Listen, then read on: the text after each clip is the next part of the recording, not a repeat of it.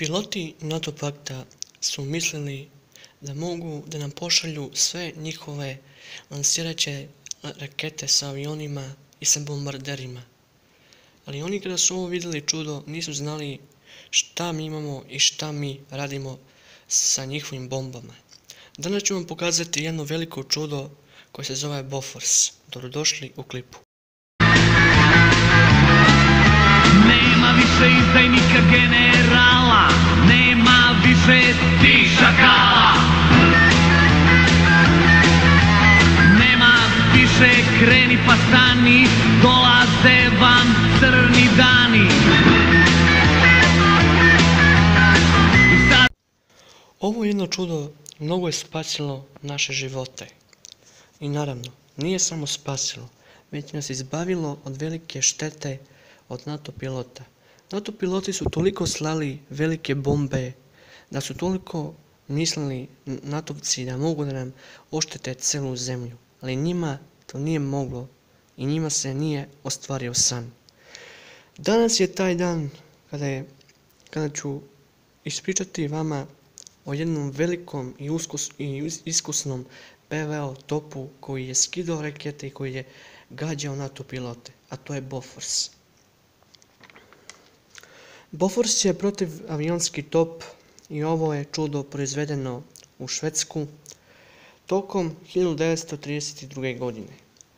U Drugom svjetskom ratu veoma je postao izuzetno cenjen kao top za avione. Ovaj top, ili kako se naziva avionski top se proširio dosta po Europi i u dosta se proširio kao veliki izuzetni top protiv raketa, lansirajuće rakete od aviona. Kako NATO pakta saznaje, oni nisu znali šta Srbija ima i ko njima cijelo vrijeme skida rakete dokle oni šalju.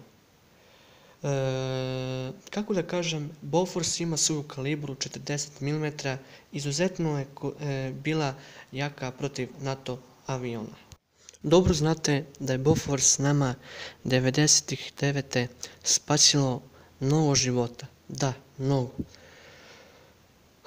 Kako da kažem, Bofors potiče iz Švedske, ali dobro da znate, u Srbiju ga dosta koriste naši vojnici, naši oficiri i tako dalje.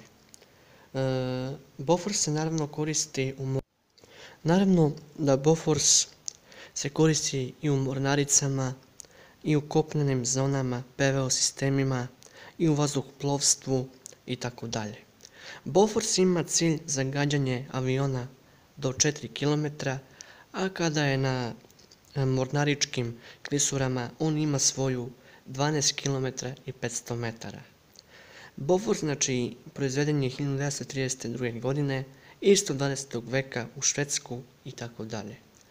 Ako vam se svidio ovaj klip, lajkujte ga, subscribeujte ga i naravno sada ću vam reći, napravit ću klip od jednog od veoma opasnih PVO sistema, a to je Praga.